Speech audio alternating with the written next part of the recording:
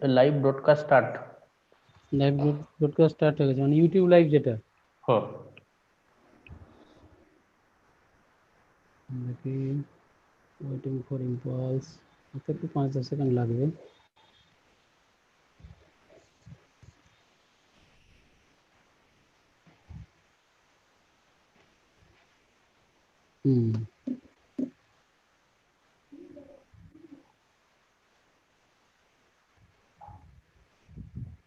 যাচ্ছে ইউটিউবের দিকে।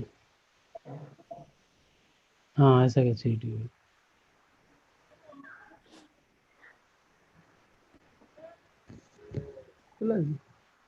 দরকার নেই, দুটো দরকার নেই, একটা করে।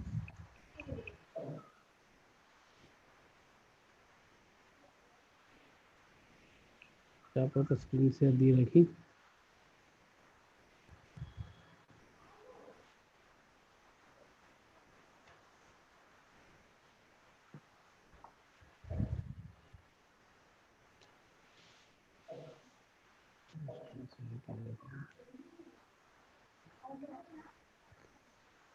ওটা বন্ধ করে দাও।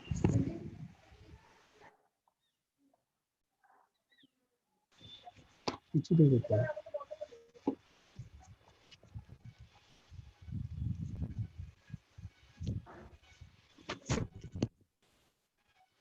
Slow, screen slow.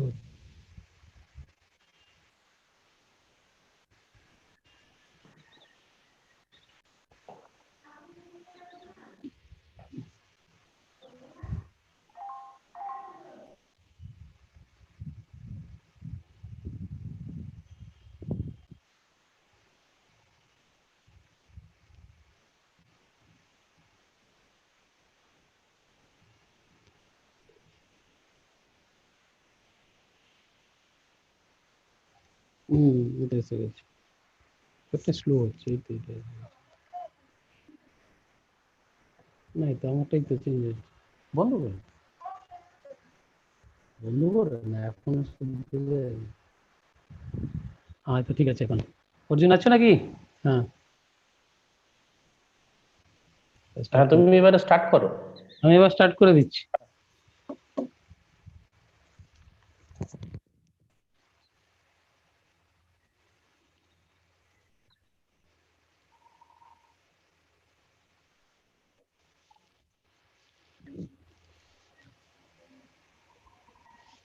Okay. So good morning, participants. Hope you and all your family members are safe in your home under this corona pandemic.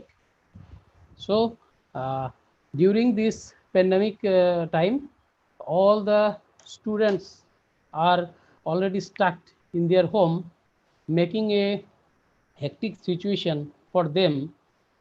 So the Department of Physics, Prabhat Kumar College, Kontai, has taken an initiative to provide some online lectures to enable the students enriched with different advanced topics of modern research.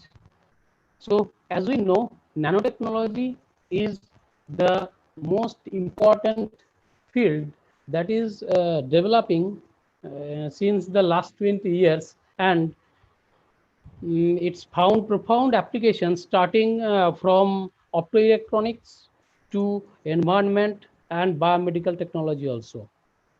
So we have selected the theme, the nanotechnology and environment.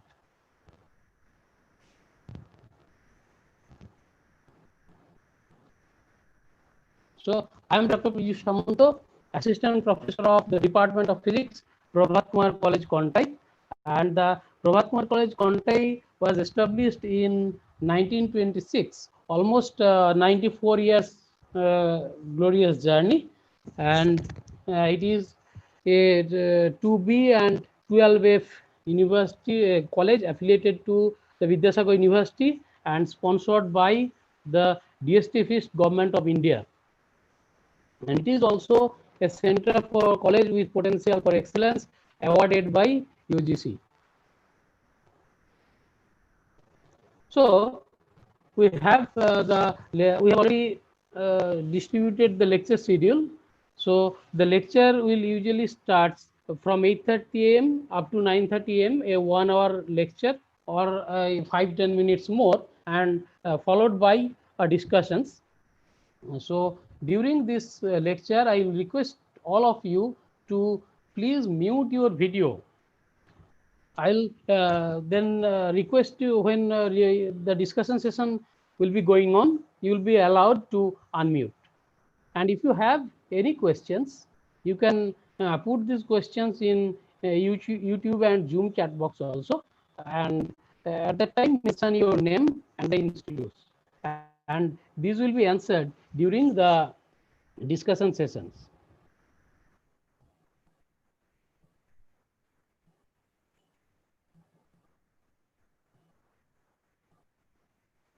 Okay. At the end of the at the end of this lecture, I will circulate a feedback form by around 2 p.m. So don't worry about that. Wait up to 2 p.m. and I will share this feedback form in the YouTube chat box and also through your WhatsApp and email. And you have to submit this feedback form by 5 p.m. today. Not only for today, in all every lectures, there will be a feedback form, and you have to submit that feedback form on the same day. And here is the plan of my course. On the very first day, that is today, I'll discuss various introductory part of nanotechnology and their potential applications in different areas. In the second day, I shall discuss about various synthesis methods in details. Although there are a large number of methods, I will be selecting only few of them from the perspective of their environmental applications and biomedical applications. And then I shall discuss about various characterization techniques for characterizing these nanomaterials. Although there are several types of characterization techniques you may be knowing, and I will also be discussing like structural, morphological, electrical, optical, magnetic properties, etc. I shall try to focus on the basic characterization techniques and will elaborate in detail their analysis in the perspective of material science. And in the fourth lecture, I shall discuss the toxic effect of nanomaterials, how they impact our environmental sustainability. In the fifth lecture, in the fourth lecture also, and then we shall discuss about nanobiology and biotechnology also, various aspects of application of nanomaterials in diverse field of medical sciences. And in the last lecture, I shall discuss about few advanced case studies, what are the researches are going on, and I shall discuss some of the recent papers, how they are preparing the materials, the detailed analysis, and the results reported so far. So this is more or less the plan of our course. There may be a small little bit change depending on the time schedule. And at the end of the entire lecture, I'll request you to submit a review work so that you can have, you can check your idea about the subject and also gain knowledge about this topic.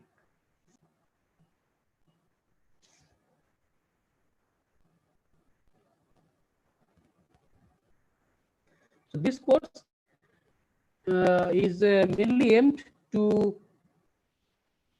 teach the undergraduate and postgraduate students which have a very little knowledge about nanotechnology. Because if I see the database of the applicants, I see most of the students are undergraduate, first year, second year, and third year.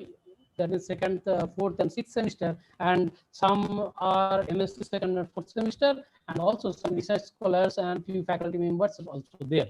So this lecture will mainly focus towards the syllabus of material science introduced by UGC in the UG and PG courses. So it will highlight mainly different overview and a little bit of characterizations and in-depth analysis also.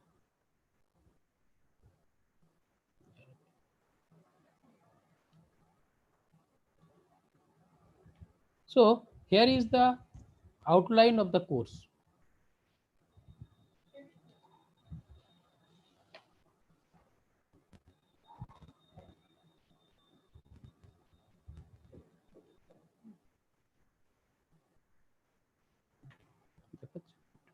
Here is the outline of the course. First, I shall discuss about what is nanomaterial and how small it is. Then I shall discuss about various phenomena happening at nanoscale, why these materials are important. Then I shall discuss about the general properties of nanomaterials and if this is really a new technology or not, that I shall discuss. And I shall also focus on various natural nanostructures also.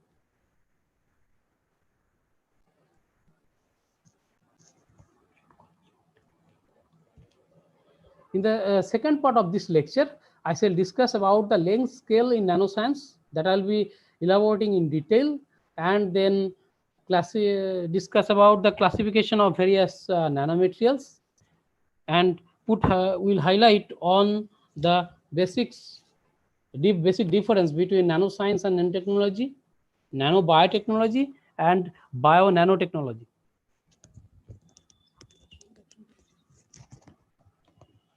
And finally, I shall discuss the advantages and applications of nanomaterials.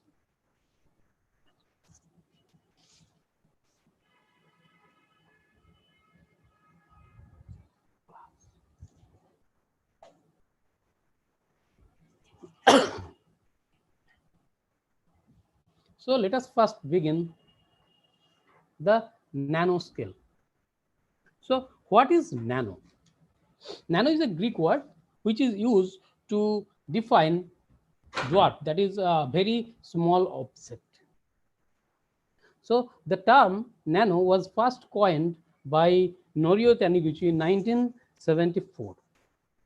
Technically,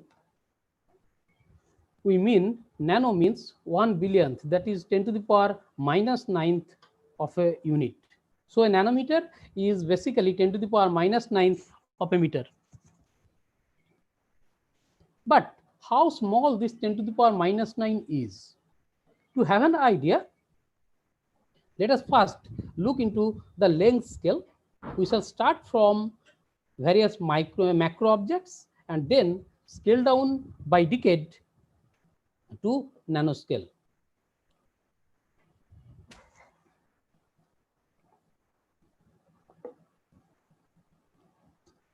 So I found that most of the students are from physics, chemistry, biology, and environmental science background, and all have already attended class 12 physical science laboratory. So you must have seen a meter scale so that you can realize how long a meter is. Also, to realize, if you consider a boy of 6 to 7 years, that's the length, what is called a meter. And if we divide by 10 and take one part of that, that is the wide width of our hand palm, which is about 10 centimeter. It's also the size of a big size apple. If you cut into 10 pieces and take one part of that, then we'll have the width of our finger, which is 1 centimeter. It is also the size of the piece and also the size of ants. You can see everywhere. If you take 1/10 of that, then you'll have the thickness of a nail, which is about 1 millimeter.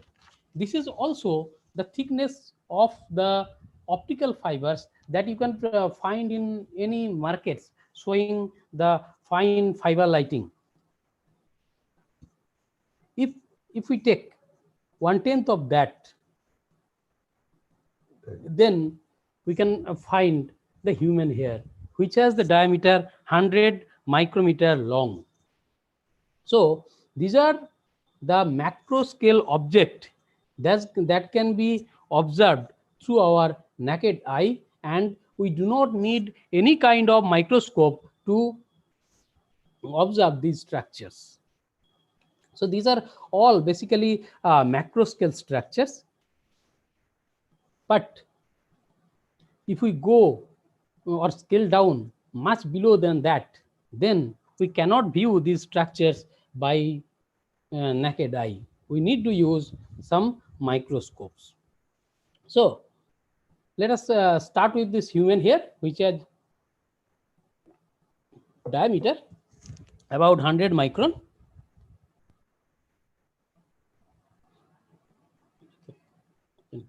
Which has diameter about 100 micron. And now take 1/10 of that. That's the size of the red blood corpuscle in our blood. And the corpuscles has diameter about 10 micrometer. I think all of you have done this imaging using optical microscope in your biology laboratory class in class 12. And if we scale down to 1/10 of that, it's the bacteria, which has the size about 1 micrometer. Scale down to 1/10 of that, you'll have the virus, and the coronavirus has found to have diameters about 100 to 200 nanometers. If we take 1/10 of that, so we scale down to 100, scale down to 1 nanometer, which is equal to the half the weight of a DNA. Also, if you think, if you have a hydrogen atom, and if you place 10 hydrogen atoms side by sides, the size will be 1 nanometer. And if you take a hydrogen molecule where only 2 hydrogen atoms are residing side by side with their covalent bonds, then the size is about 0.1 nanometer. So we can realize how small a nanoscale is. So we have already mentioned the nano is used to define small objects. But is it really small? I mean, is it only used to define only small objects, or is there anything else?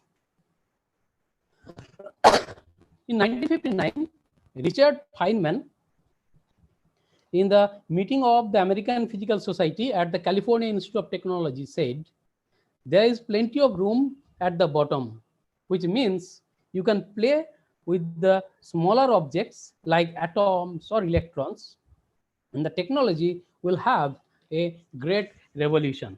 Since then, scientists are trying all together to study smaller objects to play in the smaller length scale. So this left side, first image shows a floppy disk. I think most of the students presently they do not have seen this, because these are very old technologies. So, however, this floppy disk was developed in about 1950s. So, in 1969, the size of this floppy disk was about 8" by 8", and it can store 80 kilobyte of data. And by miniaturization, in 1999, the size of this floppy disk becomes 3.5 cross 3.5. We say 3.5" floppy, which can store only 200 MB data. Can you imagine? Even if you have a very good resolution mobile phone, you cannot store a single image in this floppy. But nowadays, the technology has changed.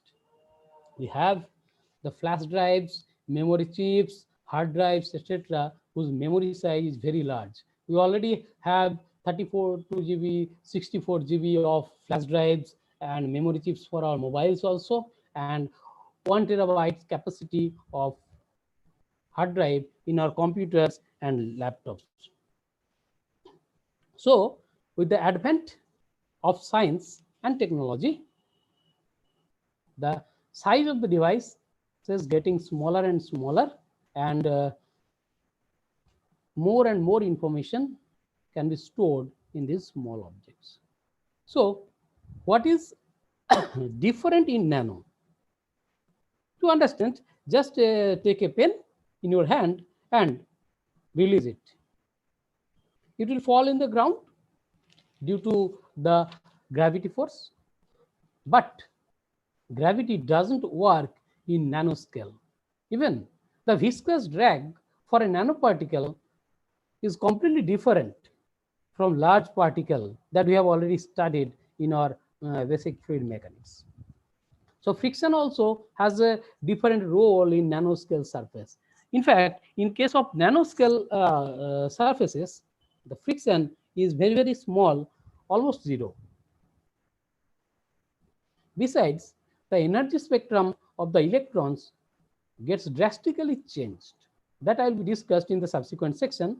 And this change in the electronic energy spectrum leads to various interesting property exhibited by these nanomaterials. So, what exactly makes the nanomaterials to behave differently from other materials?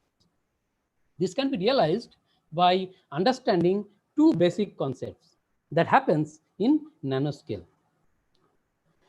The two phenomena are surface to volume ratio and the quantum confinement. So let us enter more into these 2 points. So surface to volume ratio, what is that? We have an object, suppose here we have a cube of size 20 centimeter by 20 centimeter by 20 centimeter, and we calculate the ratio of its surface to the volume. Its volume is 20 cubic, 20 into 20 into 20 cubic centimeter, and its surface area is one side is 20 cross 20, that is 400 centimeter square, and it has 6 surface, that is 2400 centimeter square. So this is the surface to volume ratio. If I cut the same cube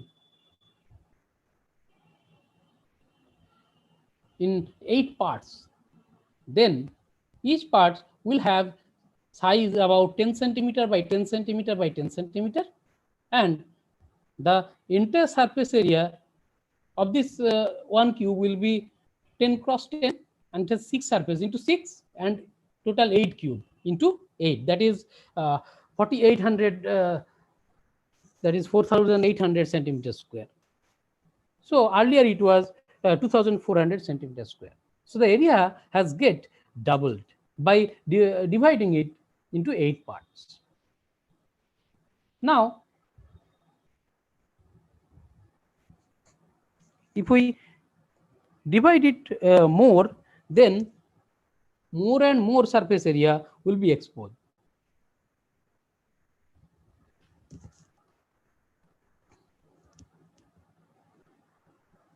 If we divide it by divide by 8 cube, then each of the cube will have sides 2.5 centimeter. And now if you can calculate the surface area, it will be 8 times larger than the first one. However, the volume remains same.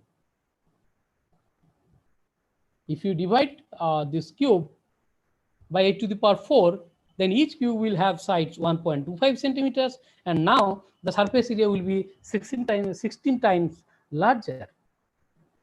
So divide by 10 to the power 21, you will have a each smaller cube has size 20 nanometer by 20 nanometer by 20 nanometer.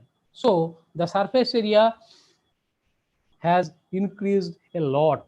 You can figure out this number. So a large enhancement of the surface area happened, although the volume of the entire material remains same. So when we go to nanoscale objects, the surface area enhances although the volume remains same in the bulk material. So what will be its effect? To understand, let us take some cluster cells. Here we have a one cell cluster which is comprising of 13 atoms, and you can do a little bit calculations, and you can we can see that almost 92%, almost 10 or 11 atoms will reside on the surface. If you take two clusters atoms, the number of atoms will be 55 and the percentage of surface atom is 66. If we enhance the size more and more, if we go to 7 cluster cells, we see the total number of atoms is 1415, but the number of surface atoms is only 35% of this.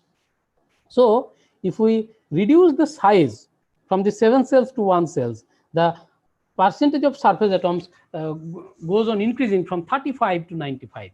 That means more and more number of surface atoms will be exposed to the surroundings. So what will be its effect if more surface atoms are exposed to the outer side?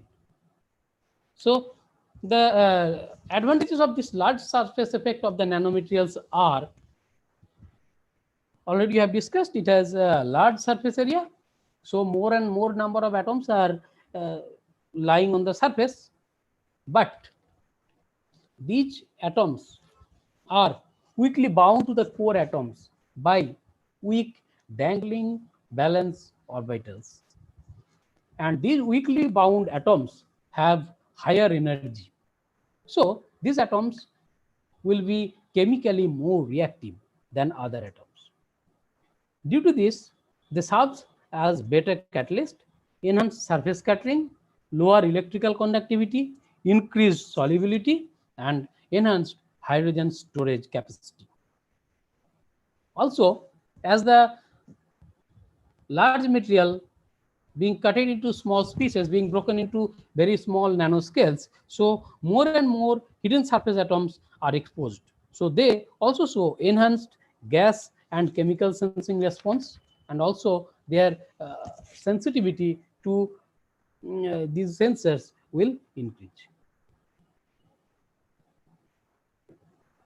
So self-cleaning is also another important issue associated with the nanomaterials, and I'll be discussed more detail about the self-cleaning in the application section.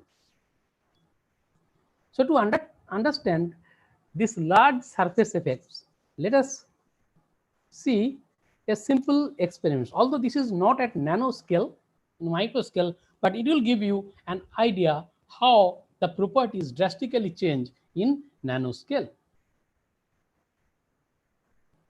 So we start a simple experiment with Disprin tablet, which is commonly available in any pharmacy shop. So let us demonstrate this fact.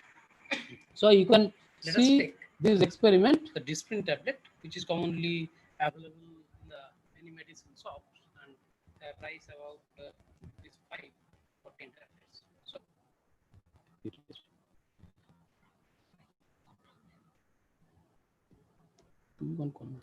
শুনতে পাচ্ছি?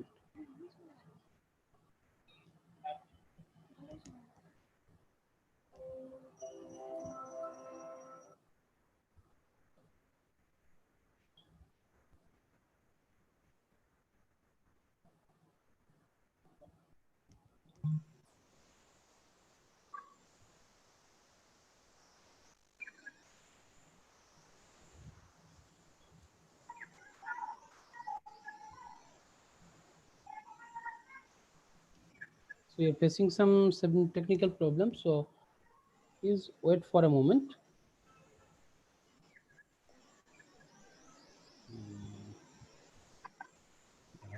Screen share on.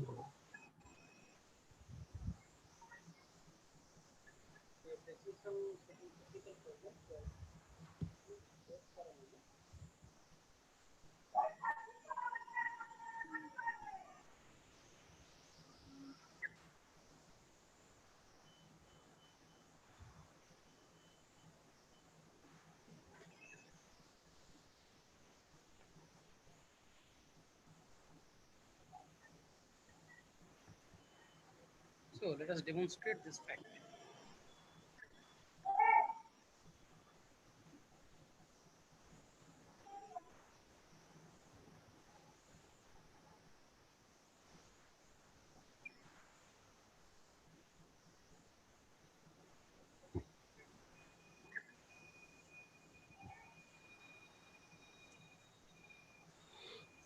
Okay, I think now the problem is solved.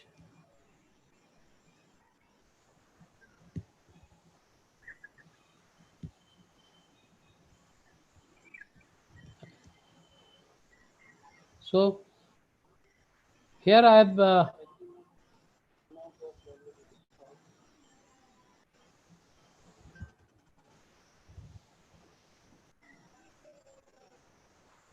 so here I have taken two glass with So Disprin tablet, which is commonly Uh, available in the any medicine and I am shop. showing some Disprin tablet that are commonly It's 5.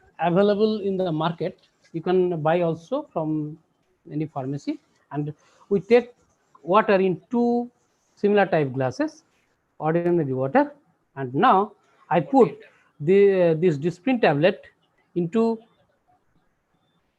this water, the entire tablet. Now let's see what happens. So I'm taking one Disprin tablet and putting it into the water of a glass, and now I will check how much time it will take to dissolve. So I'm just put it So I have just dropped the started Disprin tablet clock. in the It glass, is dissolving and dissolving. and you see Let's see how much the time it will tablet take is to dissolve getting dissolved in the water. So the dissolution is very fast, but still it's dissolving. So let's wait for a few more seconds till the entire tablet gets dissolved. The tablet is still dissolving, so let's wait for some more time. Still there, still there. It's dissolving. So the tablet has now reached the top. It becomes lighter, and Now you can see now I think it's almost dissolved. It's completely it has already dissolved. dissolved, and The time, let's see what is the time. is And 49 the time is 49.14 seconds. That is taken from our mobile clock. do the same thing. Now let's do the same experiment with the Disprin tablet crushed into powders. So I shall put the crushed Disprin tablet into the another glass, and now I shall check how much time it will take to get dissolved in the water. So I put the Disprin powders in the glass, and I can see that the powder has already started dissolve instantly. Almost instantly dissolved. So also wait for a few seconds so the resolutions become uniform. So It's approximately 4 or 5 seconds. okay, Or maximum 10 seconds. So it clearly indicates that when the okay, now it's completely dissolved. So the time is approximately, you can also count it, about 10 seconds. So what it reveals that if we have smaller size particle, although they have same volume, as you have crushed the tablet, the surface area becomes larger, more and more atoms are exposed to water, so the dissolution rate increases, the surface activity increases. So any property associated with the surface atom of a material will get enhanced due to this large surface effect.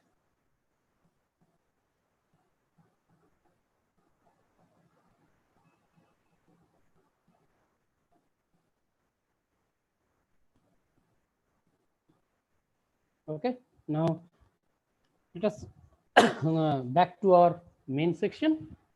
So the surface effects in nature, there are many examples where we can study these surface effects. In the polar region, most of the animal creatures have very large size because, as we have learned, in the same volume, larger size have lower surface area. So heat loss in the cold atmosphere will be less. So they require less amount of food to survive in those polar regions. So that's a beautiful example of surface effect in nature. So now we shall discuss about the second effect, which is the quantum confinement effect. So they require less amount of food to survive in those polar regions. So that's a beautiful example of surface effect in nature. So now we shall discuss about the second effect. So I think someone's audio is on, so please mute.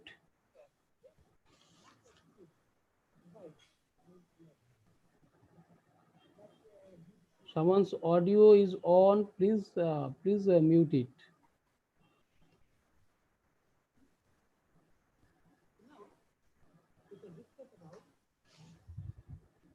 Okay.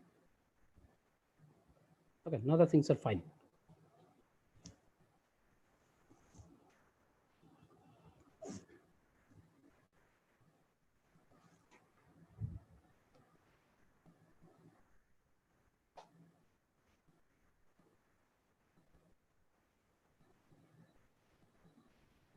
Okay.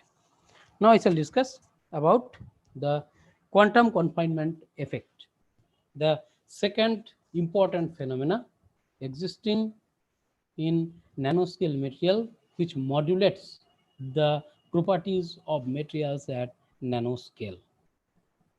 So before entering into the details of this quantum confinement, let us first have some two important questions.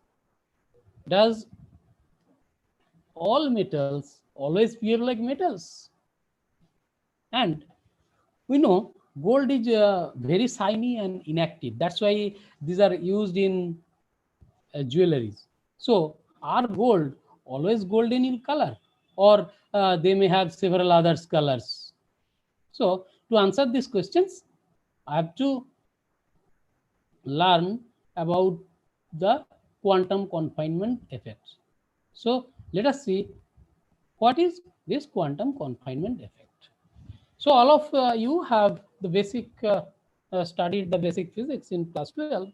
So we consider a particle in a box. That means suppose an electron in an atom. So it is bound to the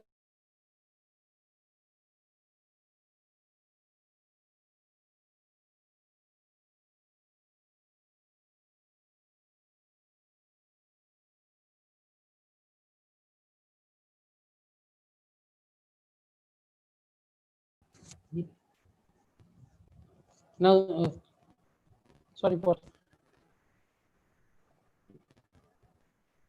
this technical problem. Okay, now we are back. So consider an electron bound in this potential box. As you have already learned in physics that the photons or light behaves as particle and it also behaves like wave. Similarly, various subatomic particles like electron, protons, neutrons, being particle, they also behaves like waves. So we shall study here the property of these electrons when they bound in one-dimensional box. And the box, to describe this box, the left end is at x equal to 0 and the right end is at x equal to L. And the potential is 0 inside this box and it's infinite outside the box, so that the electron cannot go out of the box. Now we can write the Schrodinger equation for this electron as this. So potential is 0 within this box. So this is the Schrodinger equation, d2 psi dx2 plus 2 m star over h cross square is I equal to 0. And if we take this 2 m star by h cross square e equal to k square, So it will reduce to these equations. And this is a very common and simple differential equation we have made elsewhere in physics, chemistry, and biology also. And we can solve this equation very easily. So the solution is psi equal to root 2 by L sine n pi x by L. And so this is actually the value of k, n pi by L, that is the k. And this value of k was obtained by using the boundary condition, that is the continuity of psi and its first order derivative at the boundary. Those who have already read the quantum mechanics, they can learn it very easily. So using this k value, k equal to n pi by L, we can get from this energy expression as En equal to n square h cross square pi square by 2m L square, where L is the size of the box. So we see that this energy is basically inversely proportional to L square. So if we see as the size of the box decreases, the energy increases. Here I have shown the energy levels of different states, n equal to 1, which corresponds to the ground states, the first excited state, the second excited states, and the corresponding wave functions are there. A detailed mathematics of this problem will be discussed in our second webinar on quantum nanoengineering. But for the time being, let us assume this one. So if we consider the realistic case, that is when the particle is confined in a three-dimensional box, so the situations will be like this. The wave functions will be represented by this. Only the x part, y part, and z part has been added. And this Lx, Ly, and Lz are the length of the box along three directions, x, y, and z. So the energy gets quantized in all these three directions. Besides, we also see that if we take a cubical box, then Lx, Ly, Lz equal to 1, L, then this in this bracket we have n1 square, nx square plus ny square plus nz square. So with three, for different combination of nx, y, nz, it may have same value. Suppose if nx equal to 2, ny equal to 1, nz equal to 1, or nx equal to 1, ny equal to 2, nz equal to 1, or nx equal to ny equal to 1 and nz equal to 2, it will have the same energy. So we have three states in the of same energy. So that's what is known as the degeneracy. So due to this quantum confinement, the energy states get quantized and some states get degenerated. So this is actually affect various properties of the nanomaterials.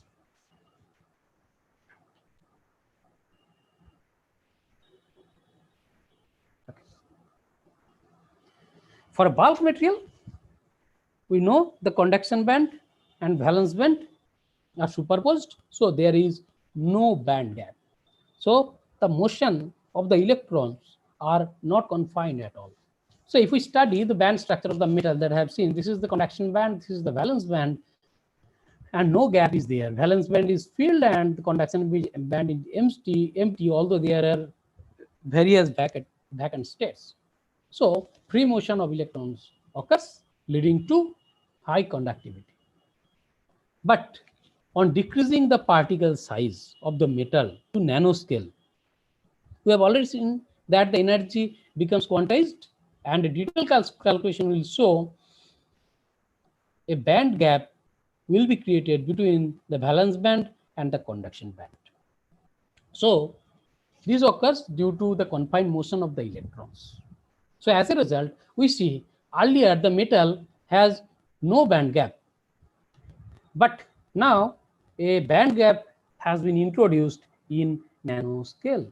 So the metal will no longer remains in metallic state. Rather, depending on the band gap, it may be an insulator or it may be a semiconductor.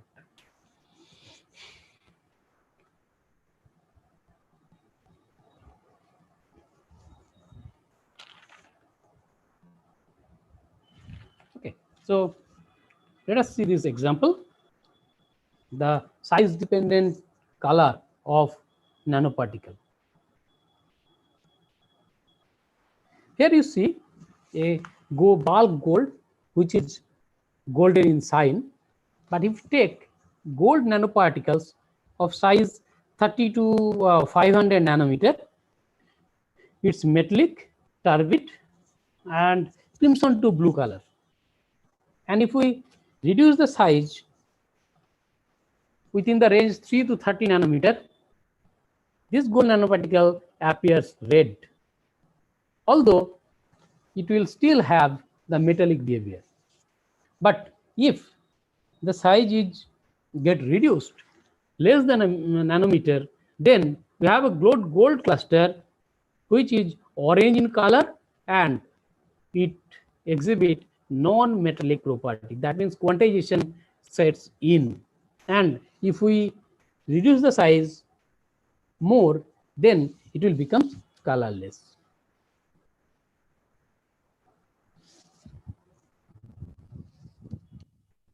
So this is also the gold nanoparticles taken in different tubes, and this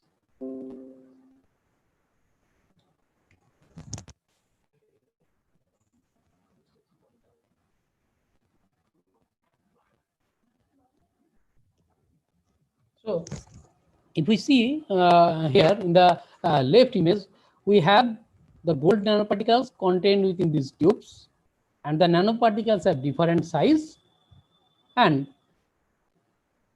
under transmitted light they appear this color. But if the same nanomaterials are viewed in the reflected light, then the colors are completely different.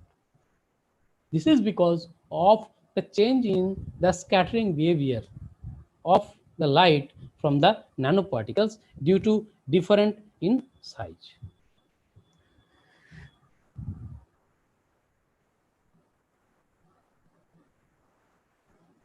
So now let us discuss the effect of the quantum confinement in case of semiconductor. As we have discussed, the band gap of the semiconductor enhances due to reduction in size. Here you can see when the size gets reduced, the band gap enhanced. These sizes are typical values. So, for example, if we consider bulk zinc oxide, it has band gap of 3.37 electron volt. If its size goes below 10 nanometer, then the band gaps become 4.2. So the enhancement is 3.7 to 3.4 to 4.2, almost 0.8 electron volt, which is quite large. Now here I am showing the size dependent optical emission spectrum of cadmium selenium nanoparticles, or we say quantum dot. Quantum dot, I will discuss what is quantum dot. For the time being, you can remember that quantum dots are very small size nanoparticles. In fact, we say ultra fine nanoparticles. So here we see in different cuvettes, we have cadmium selenium quantum dots of various size. Their size ranges from this 5.5 to 2.3 nanometer. And these are excited at 365 nanometer wavelength, and they shows the emission spectrum.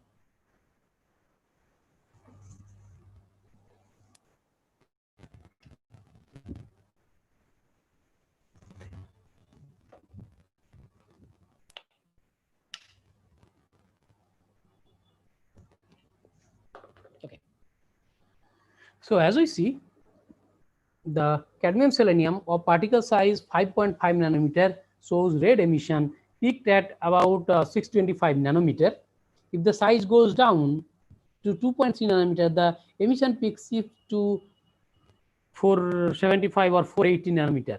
So a large shift of the emission peak happens. Actually, the peak shifts on reducing the size. The peaks shift towards the lower wavelength, that is towards blue. That's why this is called blue shift, which is a very important observations of quantum confinement in semiconductor nanocrystals. So here I am showing some other results taken from this paper. This shows the variation of band gap of cadmium sulfide nanoparticles or quantum dots. These dotted points are the experimental result. You see the variation of this band gap with the radius. The nanoparticles of radius 2.5 have band gap about 2.75, whereas when the particle size reduced to 0.5 nanometer, then the band gap enhanced to 4.7 nanometer. It's a very high. So this is a theoretical fitting of the band gap versus particle size using this formula. This is what is called the Brass equation. And as we see, it has three components. The first one is the bulk band gap, already what we can observe. And the second part is the effect of quantum confinement. And this is a positive term. So its effect is to enhance the band gap of the material.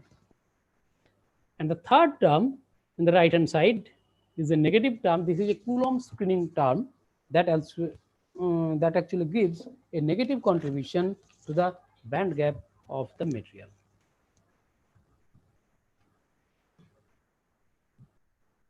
So to summarize the various effect of quantum confinement, we see that due to quantum confinement, the electronic band structure of the materials gets changed. The states become discrete, the states becomes degenerate. As a result, the entire band structure changes. That leads to different types of electronic and optical properties exhibited by the nanomaterials.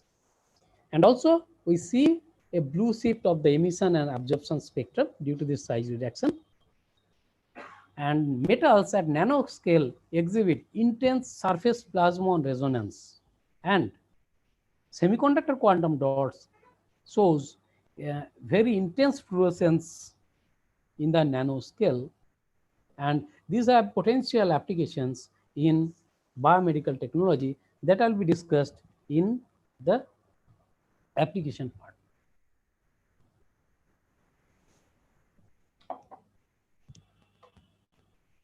Okay.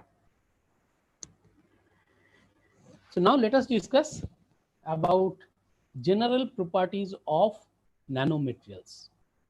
So let us discuss one by one. After discussing these properties, we shall look into various types of nanostructures. So as we have discussed already, this one, the large surface area, high surface to volume ratio in case of nanoparticles, leading to the high surface energy and surface reactivity like chemical sensor, solubility, catalytic property, etc. And at this point, it's customary to remember that gold in microscale, that means whatever gold we see, this is metallic and very inactive. It do not have any catalytic property. But in nanoscale, this is an excellent catalyst. Now, second is the less crystal defect. Second one is the less crystal defect.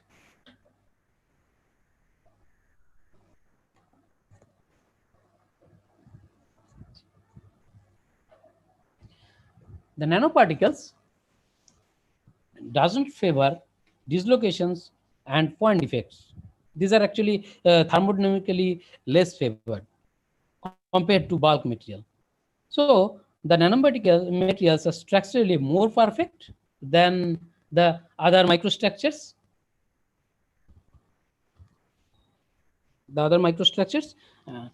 Their mechanical properties also get enhanced because their defects are reduced.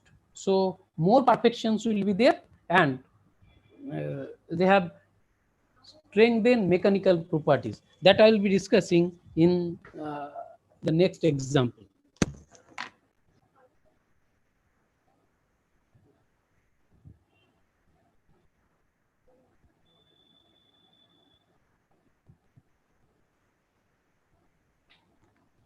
Okay, we are facing a little bit of technical problems. Now I think it is resolved. The third one is the discrete energy state. As we have discussed, the nanomaterials have discrete energy state. So due to this quantum confinement effect and discretization, its energy band change that we have already discussed. I think I should not elaborate it here because it was already discussed. I shall go to the next section. The optical properties that has also been discussed during this quantum confinement effect. So the electrical properties of nanomaterial. In case of nanomaterials, due to quantum confinement, the mean free path, scattering, and collision behavior are completely different from the bulk material. As a result, a drastic change in the electrical properties are observed in nanostructure. For example, zinc oxide is semiconductor in nature, and at room temperature the conductivity is not so high. But in nanoscale, it becomes highly conducting. Also, we have seen the case of gold. In case of gold, it goes from metallic to non-metallic when its size reduced. So there is the possibility of transition from metal to insulator to semiconductor on reducing the size of the materials. The mechanical properties. As you have already mentioned the nanoparticles have lesser defects, so its mechanical strength increases. It has been experimentally shown that for silicon nanoparticles of diameter 40 nanometer, around 40 nanometer, the hardness increases 4 times compared to the bulk silicon. The magnetic properties of nanomaterials. In bulk ferromagnetic materials, multiple domains are observed, as we have already learned in our general physics course. Some of them are aligned, while some others are randomly oriented. That leads to less magnetization. But in case of nanocrystalline material, this multi-domain structure is not favored. This is because the high surface energy of the surface atoms in nanocrystal. It helps spontaneously to switch the polarization direction, leading to super paramagnetic behavior.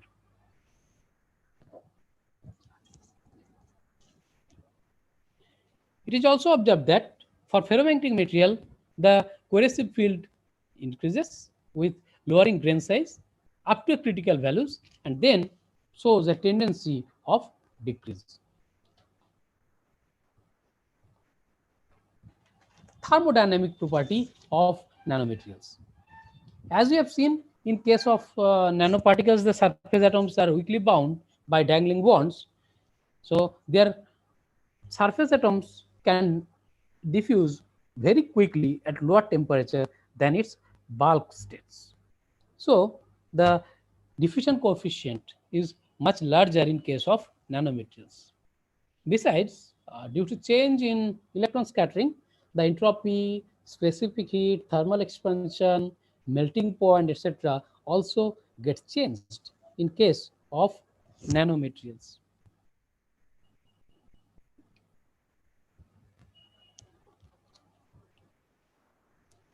So, is nano really a new, or it's already there in nature? So let us see.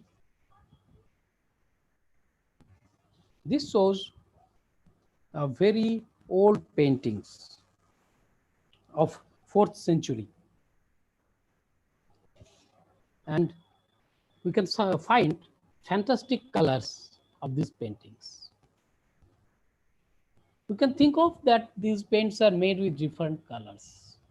Okay, obviously, but these paints are actually made of different size nanoparticles, gold and silvers. And as you have already seen during the quantum confinement that depending on the size, gold nanoparticle reflect different colors. So if we see this painting, here you see the region 1 is dark blue, and in this region we can find silver nanoparticles of size 40 nanometer. In the second region, the, the color is celestial blue, and observation shows that it contains silver nanoparticles of size 80 nanometer. In the region 3, it's actually due to some resolution, the color is not clear. This color is a little bit shiny gold, which contains silver of 100 nanometer. As you know, the silver nanoparticles of large diameter have shiny gold. So not only now, in the ancient time, people also knew about this technology, but not in the name of nanotechnology. So here is another example, the Leica gas cup. It is a famous and decorative glass that was actually developed by Roman around 4th century, long back. And the glass was alloyed with gold and silver nanoparticles of various size. And the distribution was such that this glass appears green when it is viewed through reflected light, and it appears red when it is viewed through transmitted light. Now let us see another example. This one is some Renaissance potteries, which is decorated with copper and silver nanoparticles, which exhibit excellent metallic luster and excellent colors, shiny metallic colors. This is a sword called which is mainly Damascus sword, and which mainly were used in 300 to 700 century, and these swords were very famous for their impressive strength, shatter resistance, and exceptionally sharp cutting edge. Our study found that the sharp edge of this sword actually contains wire and tube-like carbon nanoparticles of diameter 50 nanometer, which enhance the strength of the sword, strength of the material, strength of the sword. So we found that nano is not new, but rather it was already an existing technology, but not known in the name nano. Now, is there any nanostructures in nature? Obviously, there are varieties of nanostructures in nature. In fact, nature is full of nanostructures. That's why the nature is so beautiful. So here you see the beautiful wings of the butterfly showing different colors. Also, you can see the feather of the peacock, which shows an excellent shiny blue and green colors, and multiple colors, also some reddish pinkish colors are also observed in these feathers. And this is a moth, and I'm showing this compound eye also. And this is obviously the lotus leaf, which is an icon of purity. And as we know, it's very hydrophobic because water cannot persist on it, and in fact dust particles also cannot stay on this. So the lotus leaf and lotus flower always remains clean. That's us icon of purity. So all these natural resources are decorated with nanostructures in different ways. Now let us see the electron microscope image of these natural structures. So this is the ACM image of the butterfly wing. You can see a arrayed mesh-like structures, nanostructures existing in the scale. Here the scale is, you see, this is 1 micrometer. So these pores are about 50 nanometer like that. This is, you see the SEM image of the compound eye of moth. You can see small nanostructures over there. This is the SEM image. Actually, this is scanning electron microscope. I will discuss in the characterization section. But for the timing, you remember this is some electron microscope to observe this nanoscale objects. So this is the SEM image, which is showing a fine wires-like structures arranged regularly in the feather of the peacock. And this is the lotus leaf, and you see these nanoparticles are straying over this leaf, which is responsible for this hydrophobic property. So let's open this session for 5 minutes, and after that we shall discuss about various issues and different types of functional nanostructures and their behavior.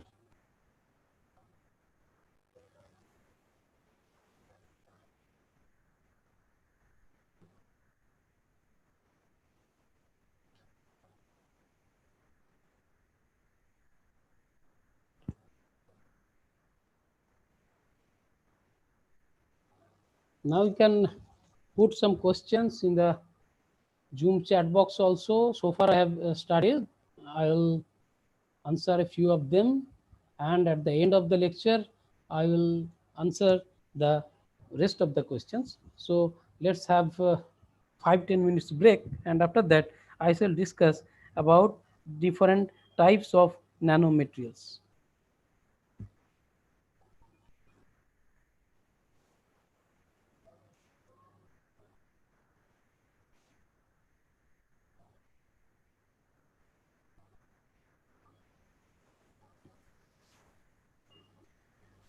So if you have any questions, you can unmute and you can share.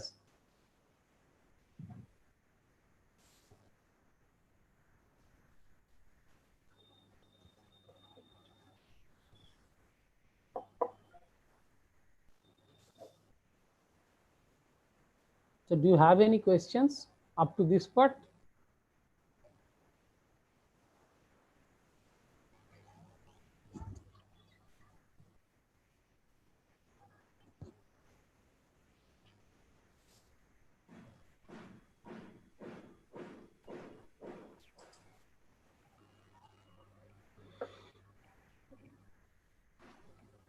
One question is that what do you mean by surface reactivity for a nanoparticle material? Surface In live chat box.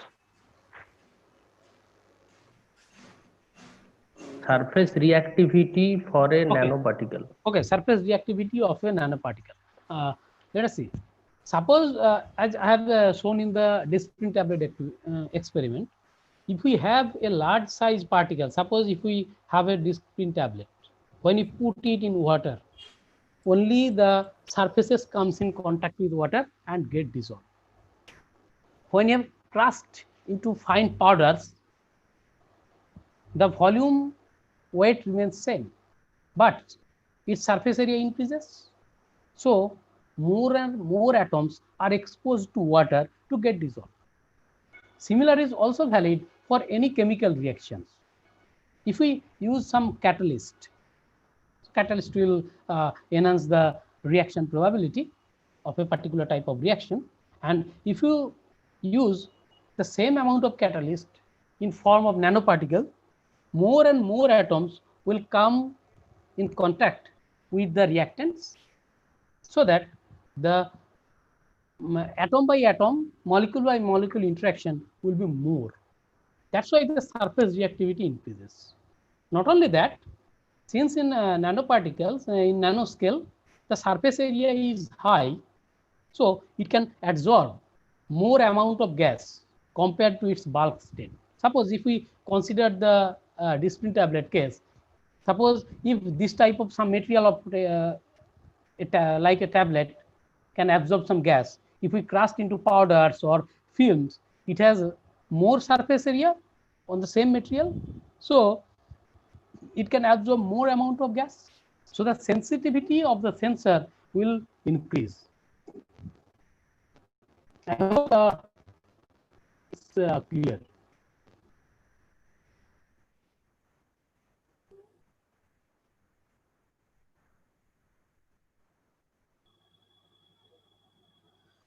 Now I'll find one more questions on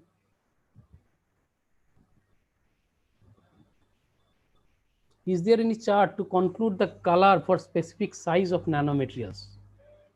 From Shantanu De. Okay. Yeah, there are chart, but that is different for different materials, because if we consider the case of semiconductor or metals, their epsilon, that means the dielectric constant is different, and that's actually controls this property. Actually, in the coming session, I will discuss in details what actually controls these properties. And another question is Shriyam Jana, is temperature depends on the, and I think the question will be if the band gap depends on it depends on temperature of the nanometer. Obviously, not only nano, bulk, everywhere the band gap depends on temperature, because on increasing temperature there is a change in the lattice vibration patterns and the phonons frequencies. So lattice parameters changes and the band gaps also changes.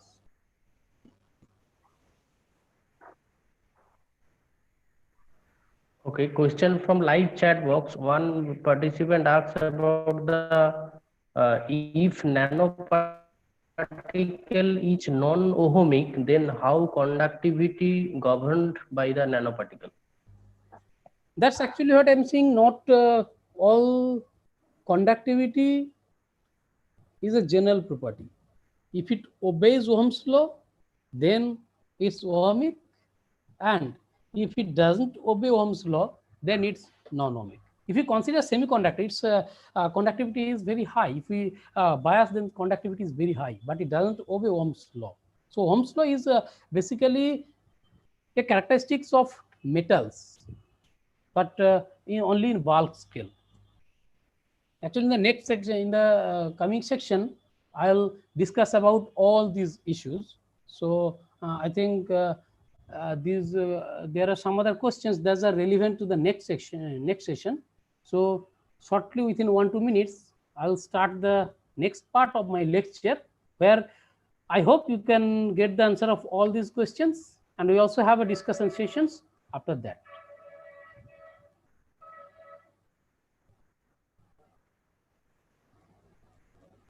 So I'm muting you all and starting the next session, next part of this lecture.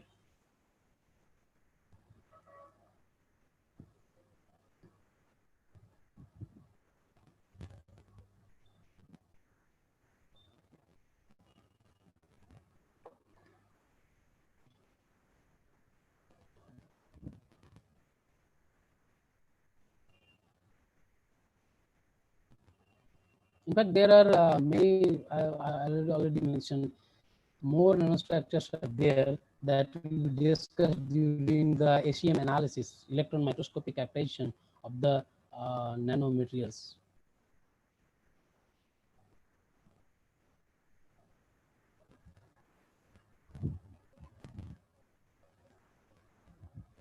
Okay. Now we shall start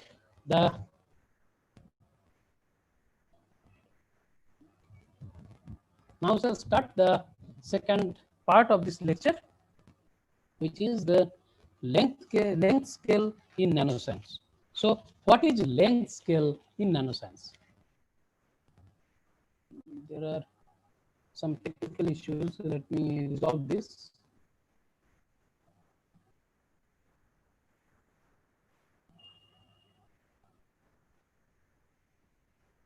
Just wait for 2-3 minutes. It will be resolved.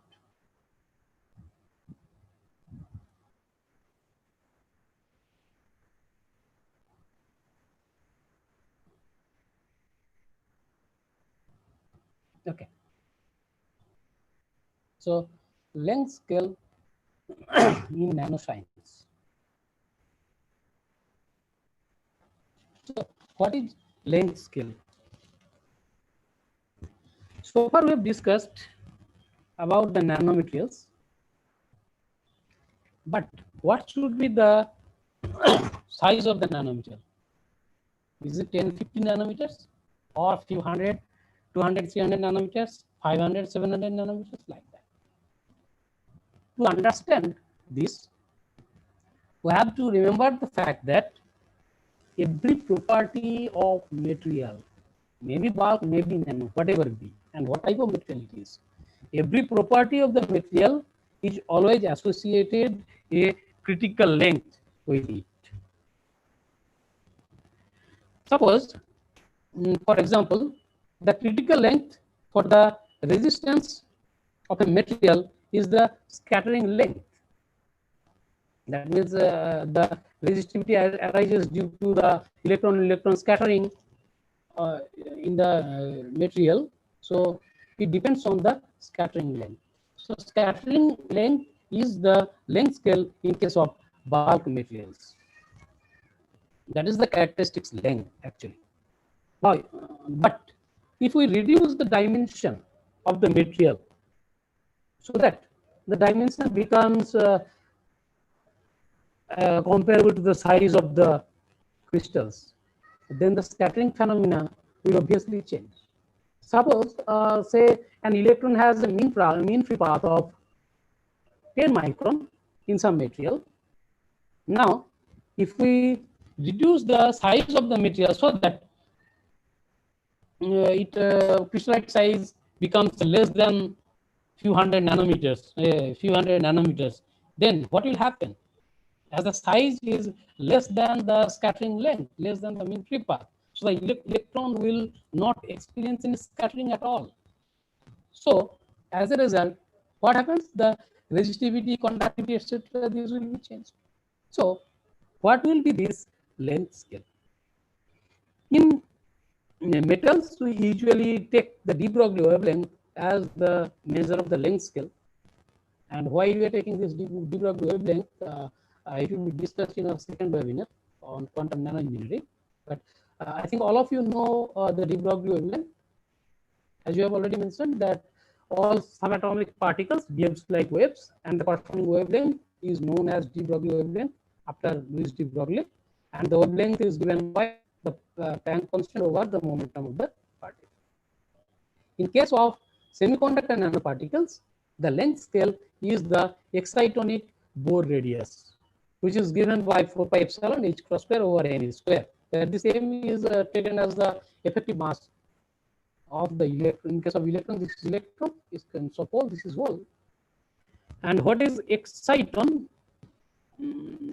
I'll discuss in the next coming sessions, while I shall discuss about the optical properties. In brief, I just discuss in brief that if suppose we have an electron in the valence band, we supply energy so that it goes to the conduction band.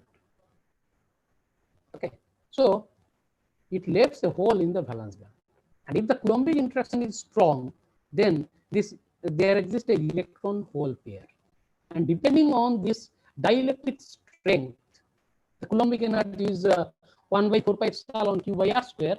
So it's inversely proportional to 1 by epsilon. So if a material has very low dielectric constant, this Coulombic interaction is very high. So this electron hole pair is known as the exciton. So if this excitonic interaction is high, then this exciton is bound to an atom. And if for a material with low dielectric constant, so that it's a high dielectric constant, so that it's Coulombic interaction is less, then this exciton can move over the entire crystal. That is called free exciton or one-mode exciton. So there are different kinds of exciton that I will discuss. But remember, in case of semiconductor, I shall use the length scale as the excitonic Bohr radius, and while in case of metal, I shall take this de Broglie wavelength as the critical length. Now we shall discuss discuss about the classification of the nanometers, which is very much important. So far, we have discussed varieties of nanomaterials. We have not seen yet. So let us categorize these nanomaterials into these 4 categories. The first one is 3-dimensional nanostructure. Actually, this is not nanostructure. We say this is mostly micro, in a transition between micro and nano, and it has a large size. That's why this is sometimes called bulk also. The second category is 2-dimensional nanostructures and thin films. The third category is 1-dimensional nanostructures, and the fourth one is 0-dimensional nanostructure. So let us discuss these one by one. So what is 3-dimensional nanostructures? As the name suggests, its size are very large or in all 3 dimensions. So let's see. This is oh, there is some technical problem. To deal with silver nanoparticles. Actually, these are fine cubic structures, and you see its diameter sizes are about 500 micron, 500 nanometers. But still, it is bulk. Why this is bulk? Because we do not observe any kind of property change in this size. This also shows a silicon which is made porous by anodic etching. So this is a section that has been enlarged here, and if you enlarge this section, it will comes like this, and if you enlarge this section, it will appear like this. So you can find micropores in the silicon structures. So these are still treated as nanostructures because a very weak quantum confinement effect is observed in these structures. That's in this sense, these are 3-dimensional nanostructures. Here are some examples, some fantastic zinc oxide nanoparticles reported by various researchers also. So in these materials, no confinement effect is observed. So no quantization of energy, but still a little bit change in the energy spectrum is observed owing to the weak interaction. So and the degree of freedom of electron is obviously 3 in these nanostructures. Now let us see the energy. The energy is this is if I write the energy of the conduction band, it will be EC, and if we consider the energy of the valence band, it will be EV. So this EC equal to EC0, the base value plus these quantization factors, and we see this is h cross square k square by 2m star. This k is a wave vector for the electron, and which shows a continuous behavior. No discretization is there, and the density of state goes over e to the power half, and you can readily derive, and you have already learned this in your solid state physics course. Now we shall discuss about 2-dimensional nanomaterials, which are a good example of that is nanostructure thin films.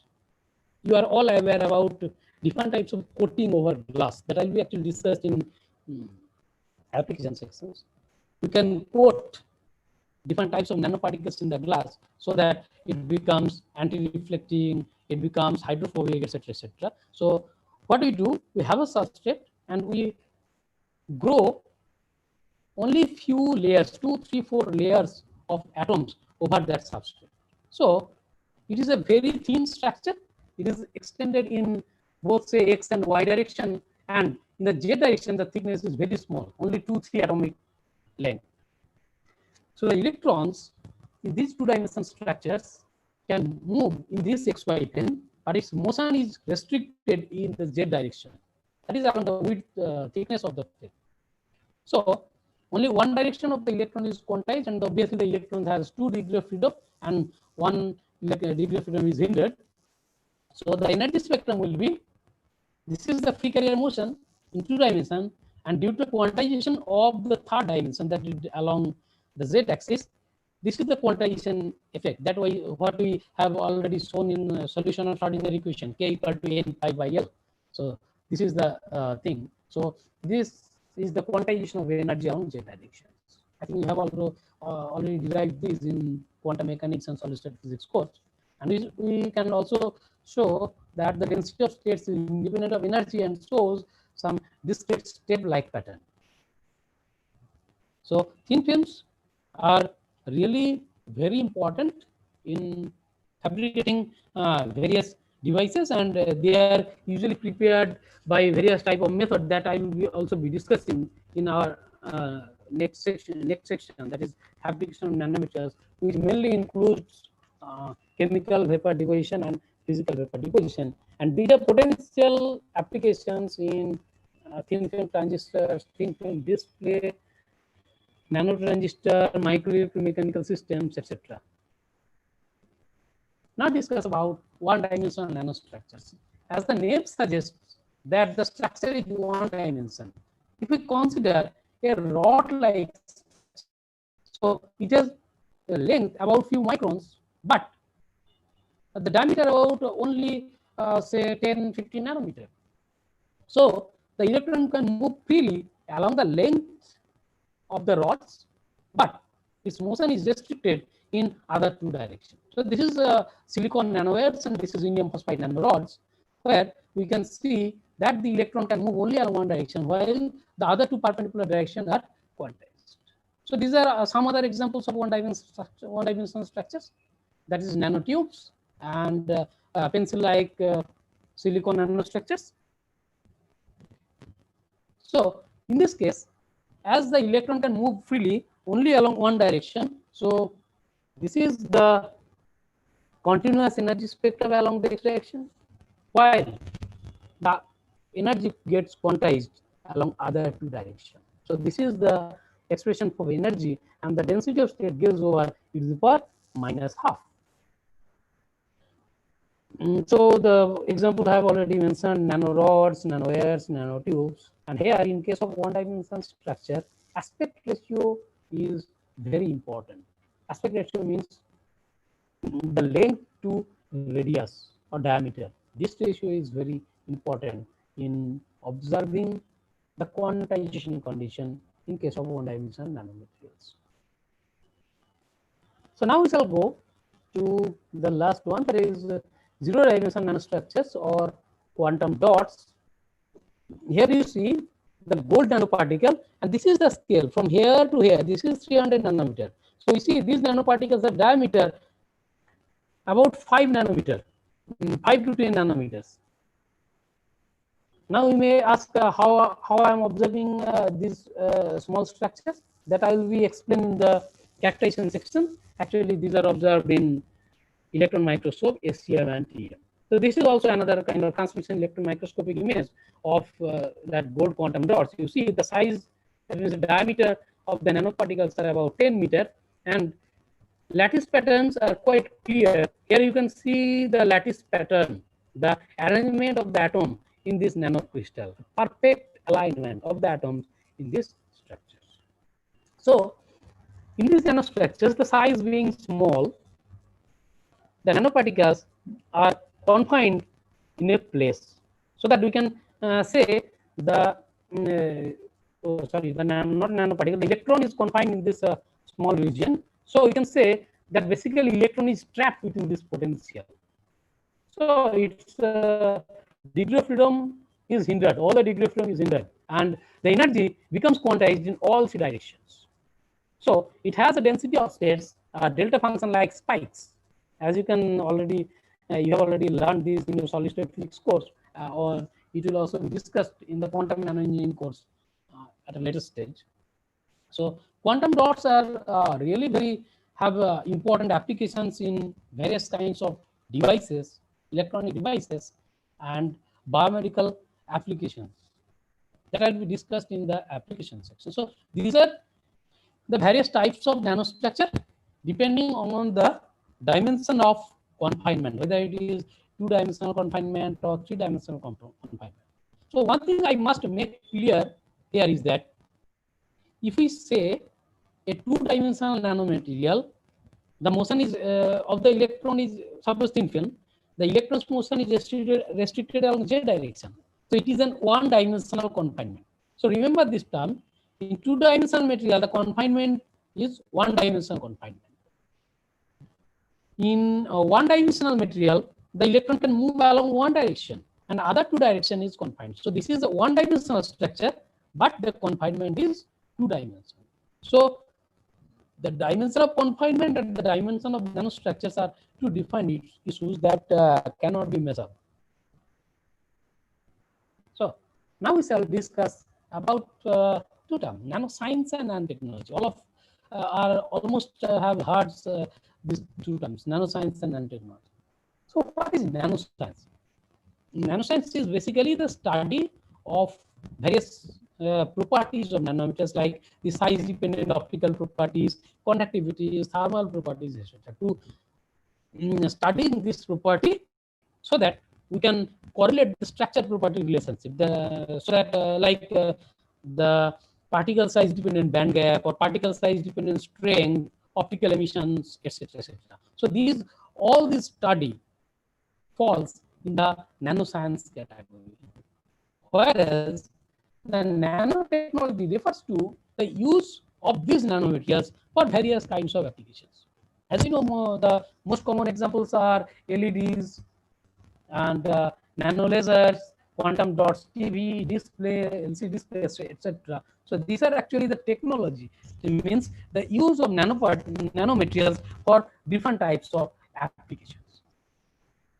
Now we shall talk about two terms. One is nanobiotechnology or nanobiology, and other is bionanotechnology. So nanobiotechnology is the study of the use of nanomaterials for different biological applications. That means we shall study the cell imaging, MRI scanning using the nanomaterials, etc., etc. That means we are using a nanoparticle and using for various biological applications.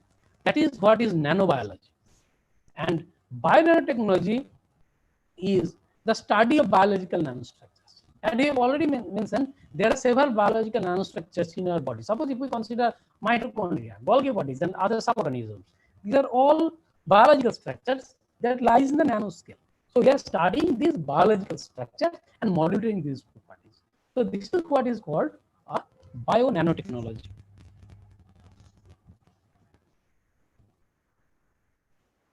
Now this is the last section of this lecture, the advantages of nanomaterials and their applications. Already we are running out of time, so I shall briefly discuss about this application of these nanomaterials so that the lectures is not much elongated. Well, let's see. Nanomaterials have varieties of properties leading the potential applications. It has multifunctional properties. I mean, what is multifunctional? Multifunctional means it has different properties exist simultaneously. Suppose if we consider of zinc oxide, it is optically transparent, it has good electrical conductivity, super hydrophobicity, and room temperature from ferromagnetism. All properties are available at a time, so that it can be used in different purposes. The same material can be used for different purpose, like transparent electrodes in solar cells, super clean surface coatings, and also in various electronic memory devices. So that is what is multifunction. And one more example of use of zinc oxide nanoparticles is the development of ultraviolet laser, and it was first reported in 2001. The room temperature lasing of the zinc oxide nanorods grown over sapphire substrate, and a lot of research is going on, and Genova's nanolasers and LED are supposed to come in the market within 2-3 years. Because this company is already in a process of revising Genova's UV lasers and LEDs. So nanoparticles are energy efficient. That means they consume less power. So from economic point of view, these are very useful. So you have a common example. Earlier we used filament bulb. Usually those were 40 watts, 60 watt, 100 watts, or many more. But still the intensities are not to the mark. But now you all are using CFL, and nowadays you are using LED bulb, LED tubes, which are only 15 watt, 20 watt maximum, and you are getting intense luminescence, because those devices use quantum dot, semiconductor quantum dot, which exhibit intense photoluminescence. and also the quantum dots TV is already in the market, which has excellent display and very low power consumption. And LEDs we have already seen. Now, if we talk about these nano electronic devices, if we see the development, we know the junction field effect transistors. There is a narrow channel. Scientists are using nanowires in the as a channel between source and drain. So carbon nanotubes also are used in the source and drain to enhance the conductivity of the channel and improve the performance, improve the get efficiency, so that we can have less power consumption and more efficiency of the nano electronic devices. Single electron transistors is also a promising device that I will discuss in the next webinar. Okay. So this is the one famous law in nanoelectronics, which is Moore's law, which basically says the number of transistors on integrated circuits for a minimum component cost doubles in every 24 months. This is an observation by Moore a long back, and we can see his prediction that in 1971, when the CPU contains only 2300 transistors, and in 2008 we see it has few lakhs of transistors, and how also the size get reduced. So miniaturization of the electronics. No, this is one of the fantastic example of nanomaterials. This is actually carbon nanotube based structure. Carbon nanotube I have not discussed because I will be discussing in the coming next lectures also. So he is Professor Ajay Sood from Indian Institute of Science, Bangalore. What they have demonstrated, they have used carbon nanotubes and makes water flow through this tube, and using some circuitry arrangement, they showed that a voltage is generated. If we see the data with a very low velocity of 10 to the power minus 4 meter per second, we have a voltage about 1.5 millivolt, which is sufficient to power a device. So from water flow, we can harvest energy. This can also be used in pacemakers also. So can you think of a pacemaker without battery? Yes, obviously, if this property can be utilized, we can use a pacemaker without any battery, because when the pacemaker is set, and there should be a channel through which the blood will circulate, and due to this flow, there should be the arrangement of this nanotube so that the energy is generated that will power up this pacemaker. So, however, these are only some scientific models and scientific experiments and prototypes, because still industrial researches are going on. This is zinc oxide nanostructures. All of us aware about piezoelectric effect. So what is that? We have a material, we imply mechanical vibration, it will provide electrical signals and vice versa. That means it will provide electrical signals. So here's Professor Zerel Wang from Georgia Institute of Technology, Atlanta. His group fabricated a device which basically composed of zinc oxide nanoparticle. When they are stressed, so stressed under mechanical vibration, they produce electrical voltage that can power up a device. So maybe in the future, we do not need any electrical charging to mobile.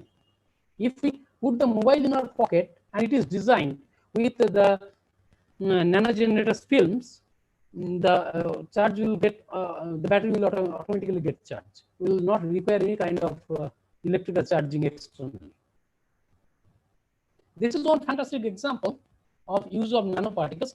So we know nanoparticles are found to be lighter. Still, their hardness are large. He is Dr. Shantanu Bhumika of Amrita University, actually originated from West Bengal, Paschim Medinipur, probably Jhargram. Yes, his group has developed plastic-based nanocomposite, and they have developed this bulletproof jacket, where The conventional bulletproof jacket has the weight 15-16 kg, around that. But Professor Bhowmi's developed jacket has weight only 1.5 kg. So this it is quite lighter. So it's quite a bright shine of the research in our country also. Okay. So nano devices are faster, as you see. If we consider the harmonic oscillators, the frequency goes over 1 by r, so 1 by length. So when we are considering nano devices, we are reducing the size so that the frequency of frequency response becomes higher. So nano particles can switch the performance faster on changing any kind of signals. This shall be discussed in fifth lecture, nanoparticle-based water purification. And this is one finest example of hydrophobic coatings that these things you may have seen in Amazon website. They are providing some coatings to have anti-fog mirror.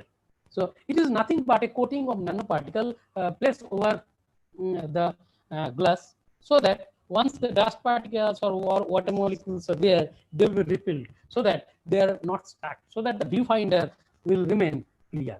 This can also be used in self-cleaning paints and also for the sprays for shoes and shirts, so that it remains super clean. These are already in the market. You can really see these are already in the market. You can also check in the various market news. So this is another example of anti-reflection coating because the glass over here contains an anti-reflection coating so that the reflection does not affect the view of these meters. Now, as I discussed in brief, the biomedical application of nanometers, as we are running out of time. So nanomaterials being very small in size, they can enter very easily into the small pores of the cells. That can be used for several biomedical applications. So let us see. We can use nanoparticles. Usually gold, silvers are nowadays under trial. We inject these particles will selectively attach to the cancer cell, and once they are excited, they produce fluorescence spectrum, and from that we can study the locations and amount of the cancerous cell present in the body or in the cell source. Nanoparticles are also used in the drug delivery. We can functionalize nanomaterials and attach drug molecule with it so that it can selectively attach to the cancer molecules. Because we see in the conventional chemotherapy, when the chemo radiation is given, so the radiation not only destroys the cancer cells, but it also destroys lots of healthy cells of our body, so that the body becomes unbalanced. So it has a huge side effect.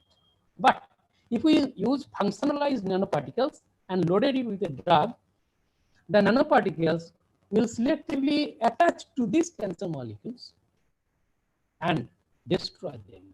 So we can destroy only the unhealthy, damaged cancer cells without affecting the performance of the healthy cells.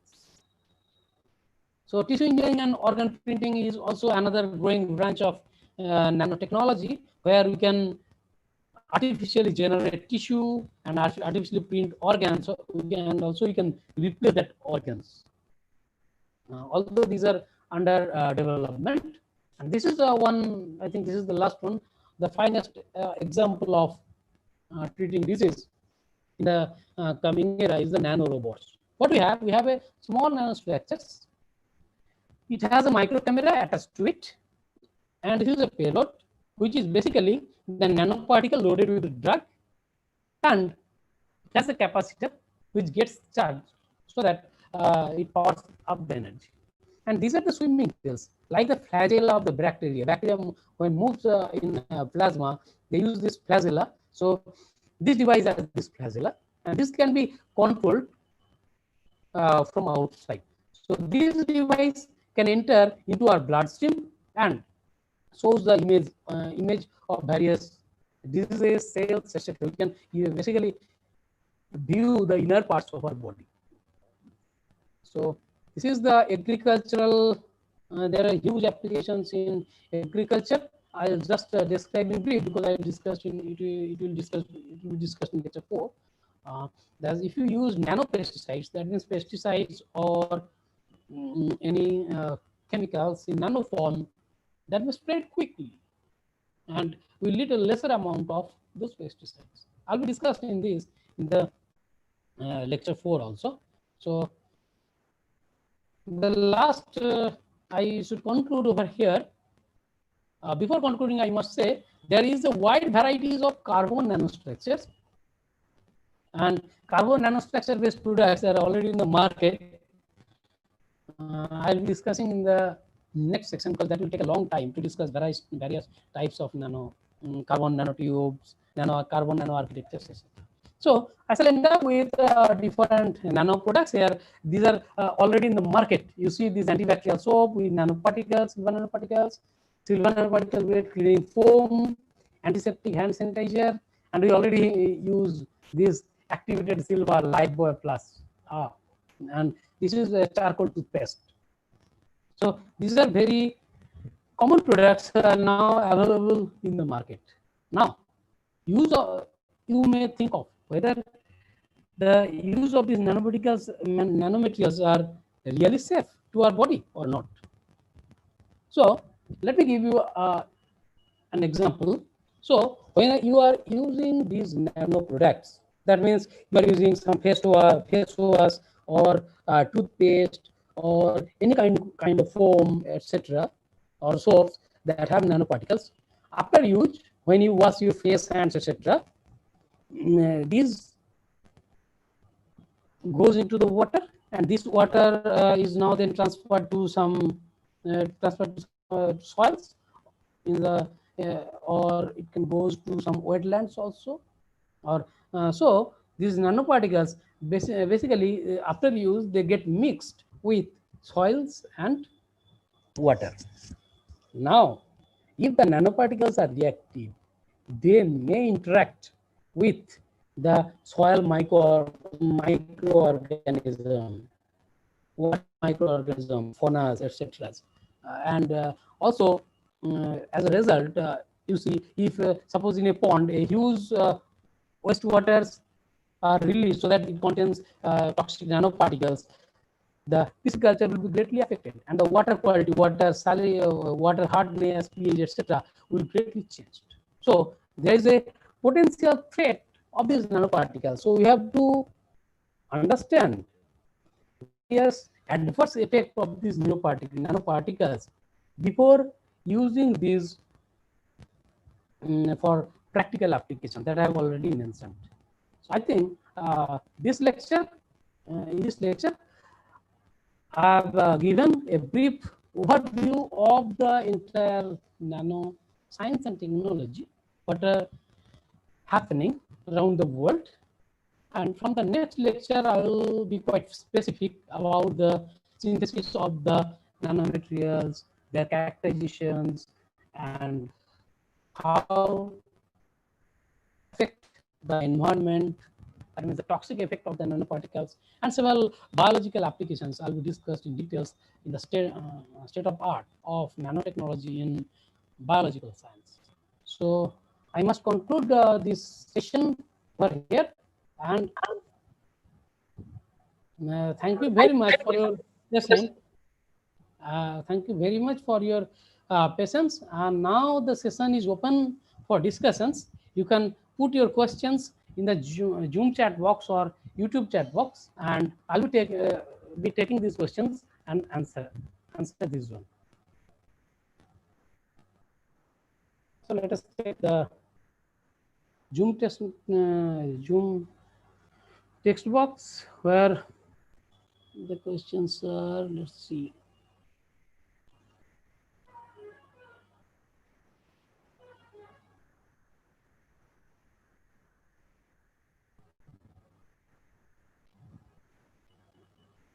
Chandan Ghosh has said, what is spintronic? What are spintronic devices? Spintronic devices are basically devices like magnetic electromagnetic memories and transistors, which based on the spin motion of electrons. By controlling the spins of the electron, we can store the data. Suppose an atom contains large number of electrons, each have two spin states up and down. If we can modulate these spins, we can also modulate this memory of the devices. So we can get super dense hard drive. So let us check the YouTube checkbox. What are the questions?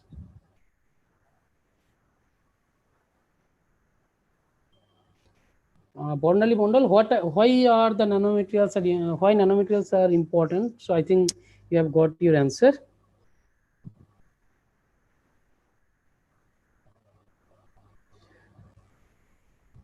Uh, William Norton from Nalanda University, and he has mentioned, he has asked, how can we relate nanoparticles to practical applications? You have already seen these type of practical applications I have already shown here, and more will be discussed in environmental nanotechnology, biotechnology part in the consequent lectures. I hope you will follow and we'll get the answers there. And already the applications, I have shown the overview of these applications. Paramita Pramanik, so please repeat the density of states and energy eigenvalues. I think you have already learned these in your solid state course. Anyway, in the next time, while I'll be discussing about nano engineering, I'll be mainly deal with this type of mathematical treatment.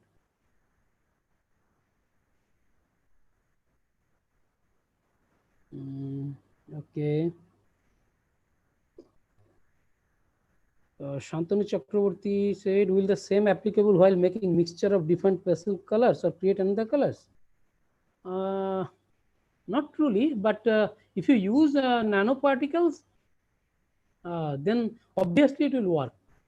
If the pastels we have nano particles or nanofilms like that, then obviously by mixing we can use the variation, because already you have shown those pictures that contains different size of nanoparticles leading to different types of colors. And the thing, quantum dot definition in a single sentence. In a single sentence, quantum dots are small size particles where all the degree of freedoms of the electron is seized. All the degree of freedoms are seized. You can also think of rupee 1 in 1 crore. Or if you think of yourself in the entire population of India, 1.3 crores, that exactly what's the dimension nano scale comparison is. So another is what is the intense surface plasmon resonance? Although I'll be discussing in the nanoengineering webinar, but in brief, the electrons have the metals have free electrons, and whenever we apply some electromagnetic signals or electromagnetic waves, say light on it, it interacts with them. So there is plasma oscillations of those electrons that leads to the plasmon, and that is the plasmic resonance. That I'll be discussed in details. It has a lot of physics and mathematics in the nano engineering webinar. People have they said the sound quality is poor. Actually, I'm really scared of the network problem here in this locality.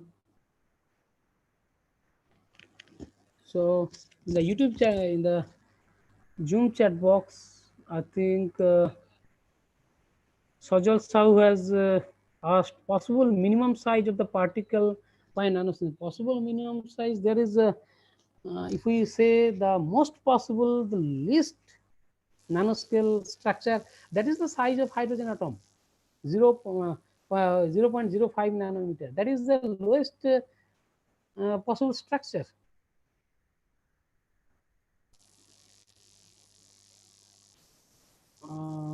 There is another questions.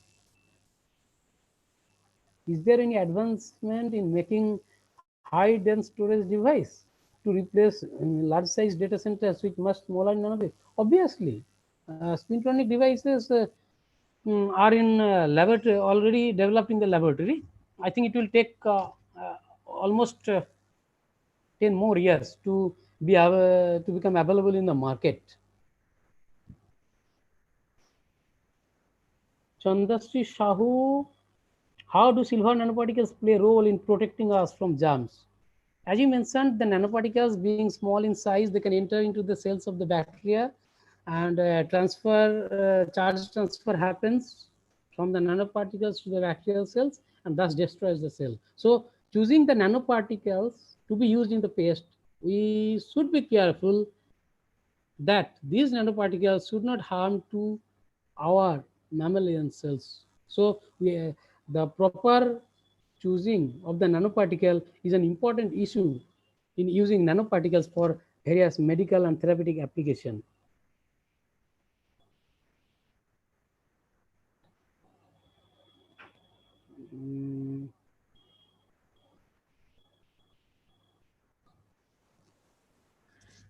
I think most of the questions are already answered. I have checked all this box. So if you have any further questions, you can also send me through your email, through my email that is already displayed in the first slide, and also you have been communicated in your email. So you can put your questions in the email or in the YouTube chat box, so that I can, with mentioning your email ID, so that I can answer to all your questions. So you may have so many questions, because I think most of the students have very little knowledge of advanced physics, because they are mostly in the first year, second year, and third year.